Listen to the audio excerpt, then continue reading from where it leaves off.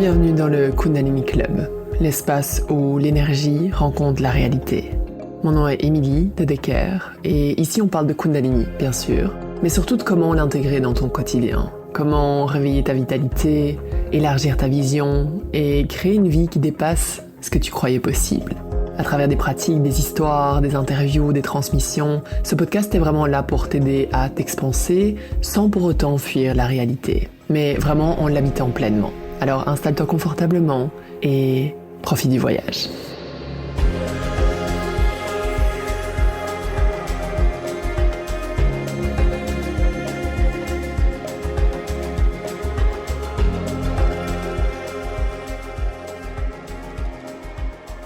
Salut à toi et bienvenue dans ce nouvel épisode du Kundalini Club.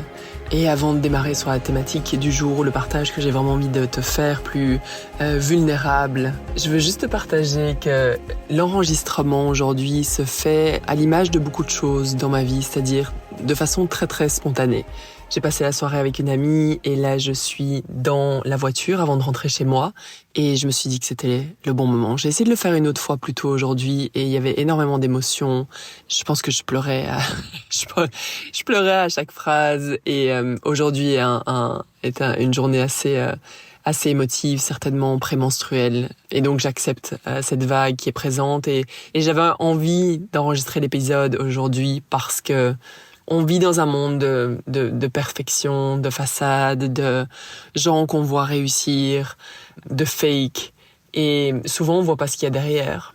Et donc, je me suis dit, viens imparfaitement, comme tout ce que tu as pu faire dans ton business et ce qui t'a pas empêché de très bien réussir. Viens juste montrer que tu peux avancer imparfaitement et que l'imparfait fait partie du processus. Et donc, juste en enregistrant cet épisode dans la voiture, j'ai envie de montrer à celles qui rêvent de faire un épisode de podcast que t'as besoin de rien de spécial. J'enregistre cet épisode sur mon téléphone, d'accord? Et je vois tellement de gens qui attendent le bon moment, qui attendent que tout soit parfait. Et puis, à un moment donné, voilà, le temps est passé. Et c'est tellement dommage, c'est tellement dommage parce que tellement de projets sont avortés à coup de peur, en fait. Tellement qu'on a peur et on reste figé et allez, plus tard, on se dit j'aurais dû. Anyway, c'est pas de ça que j'ai envie de te parler aujourd'hui, mais je veux juste te montrer l'imperfection de ce que je fais et j'aime ça, en fait. Plein de fois, je me suis remise en question en me disant tu devrais être plus ci, tu devrais être plus de ça, tu devrais pas montrer ce côté-là. Et aujourd'hui, ok, je montre tout ça. Et je pense qu'une partie de mon mal-être, on va dire, ou de la vague qui me traversait, c'est ça, il y avait énormément d'émotions, c'est que je me rends compte que là où j'en suis aujourd'hui dans mon entreprise et dans ma vie et dans ce que je propose, il y a vraiment une profondeur, c'est plus ce que je faisais avant. Avant, j'ai très bien réussi justement dans mon business d'huile essentielle, doTERRA, et même si il y avait certaines choses qui étaient pas réglées dans ma vie personnelle ou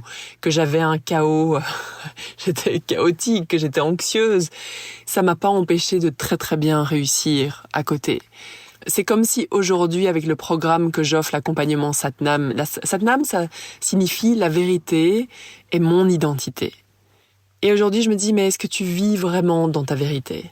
Est-ce que tu peux clamer haut et fort que tu vis dans ta vérité ? Et c'est difficile parce que ce que je défends également, c'est mon droit à être totalement paradoxal. Donc c'est quoi ma vérité ? C'est d'avoir envie d'être libre, mais en même temps d'être réconfortée, d'être prise par le masculin, de pouvoir me détendre complètement là-dedans et en même temps pouvoir être complètement folle, de pouvoir être entrepreneur et d'être une mère super présente, d'être posée en même temps, d'avoir envie de faire le tour du monde. Je suis tout en même temps. Et donc ma vérité, elle se situe où ?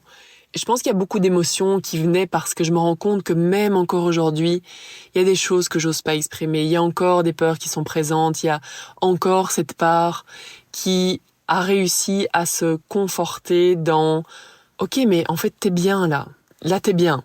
Arrête de vouloir évoluer. Arrête de vouloir grandir. » Sauf que ça fait fondamentalement partie de ma mission et c'est drôle parce que ma fille m'a dit plusieurs fois cette semaine « Mais maman, t'as toujours des désirs, t'as toujours des nouvelles envies. » Et je dis oui, mais la différence avec la majorité des gens, c'est que oui, j'ai toujours des désirs, mais je suis profondément reconnaissante et heureuse de ce que j'ai aujourd'hui. Si tout reste comme ça, je suis profondément heureuse et en même temps, j'ai plein de désirs. Et je faisais une story aujourd'hui justement sur ces désirs qu'on choisit pas. Les désirs nous viennent, on sait pas d'où ils viennent, c'est juste que j'ai envie de ça et that's it. Il faut pas justifier un désir, ça vient, ça arrive dans notre vie et j'ai cette croyance que ça fait partie d'un plan plus grand, que si on suit nos désirs et qu'on embarque nos gens dans nos désirs, pour leur donner un rôle dans notre vie, pour créer des liens forts et des connexions aussi. Ça nous amène dans des endroits improbables, ça nous rapproche de notre essence, de notre mission, ça nous ramène la joie, l'excitation, la vie. Quand j'entends des gens, ils me disent en fait, je sais pas si j'ai des désirs. C'est pas possible, d'accord? C'est juste que la vie t'a éteint, le quotidien t'a éteint. Et donc l'idée, c'est pas d'avoir tout le temps envie d'autre chose, c'est d'avoir envie d'évoluer. C'est très très différent, c'est d'adorer ce qu'on a et d'avoir envie d'évoluer parce que on change tout le temps. Et donc, quand j'ai eu ce désir il y a 10 ans, profond, mais vital, genre vraiment dans chacune de mes cellules, il n'y a rien d'autre qui devenait possible pour moi, cette envie et ce désir d'être présente pour mes enfants, d'être une mère qui était libre et qui était là, s'il y a un problème, je suis là, et que tout le monde me disait mais non, la majorité des gens sont employés, fais comme tout le monde, tu vas juste y faire, c'est tout. Et non, j'ai choisi de suivre ce désir-là, et ce désir m'a amené complètement ailleurs dans ma vie, dans un endroit que j'aurais même pas pu imaginer à l'époque, c'était même pas dans mon champ de conscience. Et donc il y avait ce questionnement aujourd'hui et cette émotion de se dire, ok, est-ce que je vis vraiment en intégrité et aligné à ma propre vérité, de me rendre compte qu'il y a des choses que je n'ose pas encore exprimer pleinement aujourd'hui, que j'ai des désirs et qu'il y a une part de moi qui essaie de dire non mais contente-toi de ce que t'as, et de me rendre compte que derrière ça, ce qu'il y a, c'est la peur d'avoir plus d'impact, en sachant que profondément c'est là où je suis amenée. Et pas parce que je suis meilleure ou que je suis absolument géniale ou quoi que ce soit, je pense juste que mes expériences de vie et mes choix ont aidé d'autres personnes à oser plus dans leur vie. Et c'est tous les retours que j'ai eus, et j'ai envie qu'il y ait de plus en plus de femmes qui osent et qui rêvent en plus grand et qui sortent de leur case et qui commencent à se choisir, et pas pour être égoïste, qui commencent à se choisir, et ça c'est une autre de mes peurs, d'accord, je vais y venir, mais qui commencent à se choisir parce qu'elles savent que c'est la meilleure chose pour leur entourage. C'est pas parce que moi j'ai envie d'avoir tout avoir et que je pense qu'à moi là-dedans. Non, c'est parce que je sais que si jamais je deviens cette personne-là et que j'ose parler et que j'ose suivre mes désirs et que je suis en vie et que je suis heureuse, la personne avec qui on est et avec qui on partage notre vie devrait profondément désirer ça pour nous. Si c'est pas le cas, généralement c'est parce qu'elle a peur que tu changes. Mais la vie, c'est du changement. S'il y a bien une chose qui est certaine, c'est que la vie, c'est du changement constant. Donc, comment faire évoluer notre espace et comment créer des espaces de discussion pour pouvoir vraiment exprimer nos désirs et pouvoir évoluer ensemble. Oser poser les questions, oser interroger, oser sortir des zones grises, des zones d'ombre, des sous-entendus, de toutes ces choses-là dans lesquelles parfois on évolue dans une relation et qui fait que les relations se brisent, qu'on finit avec des frustrations. Comment, ça va être la thématique le mois prochain dans Satnam, vraiment d'être connecté à ses désirs et de pouvoir les exprimer et d'amener les gens avec nous dans notre rêve pour créer les relations les plus profondes, les plus extatiques. Voilà. Et donc, je te parlais d'une autre peur qui est présente. C'est cette peur de paraître comme une furie, d'accord, de paraître comme une ultra féministe parce que je veux travailler avec les femmes et que je veux travailler sur leur empowerment, les accompagner dans leur pouvoir. Et je me suis rendu compte que même moi, c'est sûr que j'ai énormément de blessures avec le masculin toxique. D'accord, des choses qui sont passées dans ma vie, mais intergénérationnelles. C'est fou ce qu'on porte, c'est vraiment fou, et c'est sûr qu'il y a énormément de couches par rapport à ça. Et donc, j'ai cette crainte de la good little girl qui a peur d'être trop intense, de parler trop fort, de dire vraiment ce qu'elle pense, de encore tamiser les choses. Et j'ai vraiment pris conscience que En fait, ce qui est important de clarifier, ce que je désire faire profondément, c'est pas d'être ultra féministe, parce que j'adore les hommes et je rêve d'une harmonie entre le féminin et le masculin. J'ai vraiment envie d'œuvrer pour ça en travaillant avec les femmes. La nuance qui est importante, c'est que je travaille pas contre les hommes. J'œuvre pas contre les hommes. Mais je travaille vraiment pour les femmes. C'est vraiment important de voir dans ta vie, est-ce que tu te concentres sur toutes les choses contre lesquelles tu es, ou alors tu te concentres sur toutes les choses que tu as envie de créer et que tu désires. Donc vraiment de reprendre cette phrase que derrière toutes les plaintes, il y a toujours un désir qui est caché. Et donc t'as le choix de te concentrer sur les plaintes, ce que énormément de gens font. Et il y a ça qui va pas, il y a ça qui va pas, et à cause de lui, il y a ça, et à cause de ça, nanana. Ou d'être cette personne expansive, dont les gens ont envie de s'entourer parce que t'es concentré sur tes désirs et t'amènes les gens avec toi dans cette énergie expansive.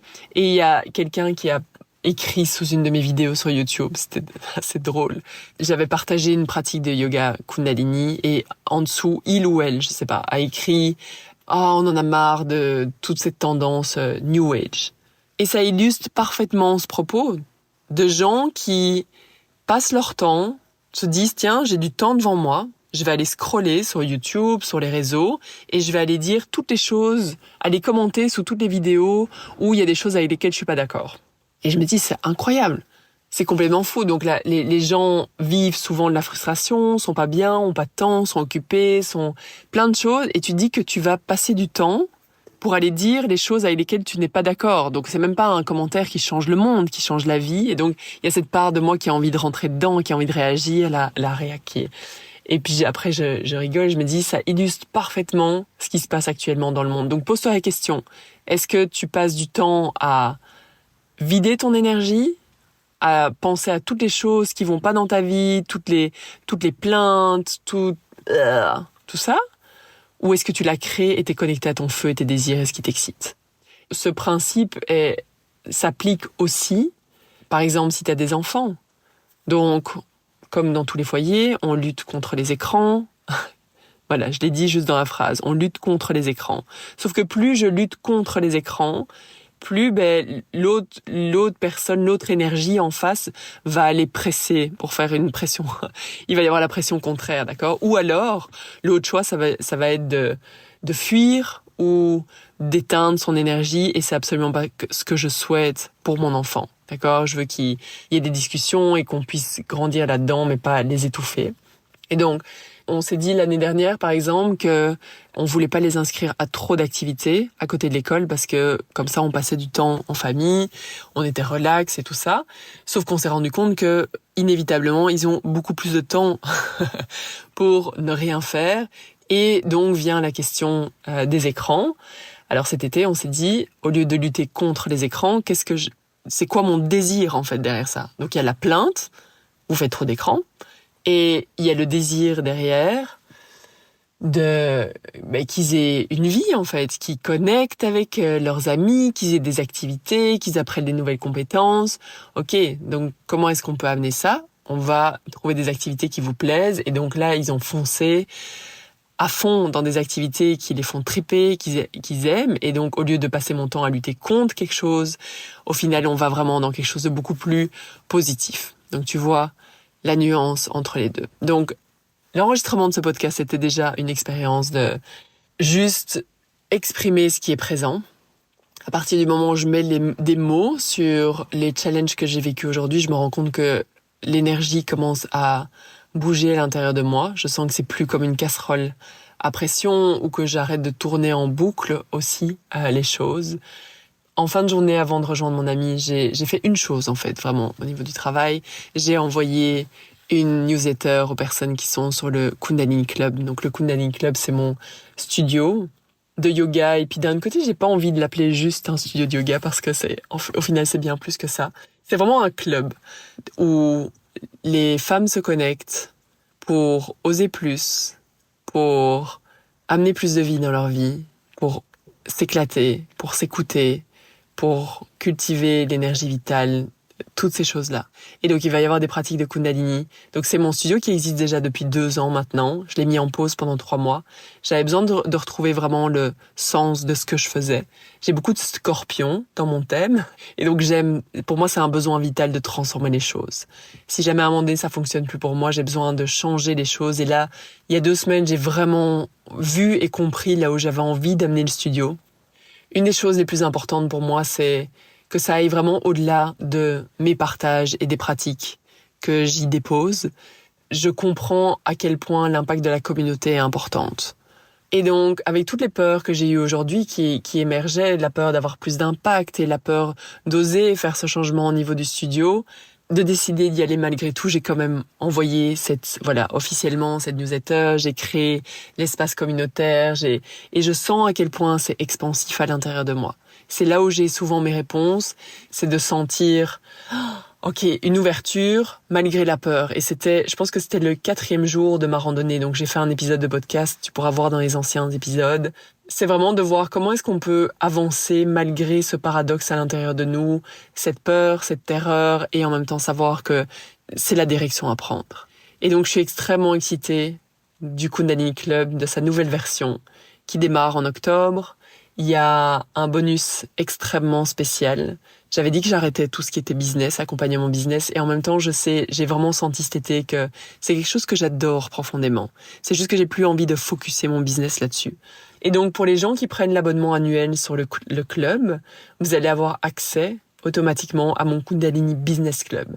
Et donc, ça va être un espace où tous les mois, je vais partager des stratégies au niveau business, des choses que je vis moi-même dans mon business aussi, qui sont des grands apprentissages, des pratiques qui vont pouvoir t'aider pour les peurs, les croyances limitantes, pour le focus aussi, pour l'abondance, toutes ces choses-là. Ça va être un espace spécial business et tu y as accès automatiquement quand tu prends l'abonnement annuel. Donc, si tu sens que tu as envie de rentrer dans un espace où tu sens qu'il y a une ouverture, où tu sens que c'est là que je vais être entourée de femmes qui me comprennent, qui sont dans cette même mouvance, qui ont envie de rêver grand, qui acceptent d'avoir des désirs et qui, sans honte, d'accord, on enlève la honte et ça devient juste la normalité. Donc à partir d'octobre, on embarque directement dans le Kundalini Club et vous allez voir que c'est l'espace où vous avez envie d'être absolument. Merci d'avoir été là, merci de m'avoir écouté dans ce moment vulnérable et si jamais vous voulez me faire des partages, venez m'écrire sur Instagram, Emily Kundalini Club, et surtout partagez ce podcast autour de vous. Si jamais vous sentez qu'il y a des femmes qui vivent des moments challengeants, difficiles, qui auraient besoin d'entendre ces mots, partagez-le partout. Merci, salut.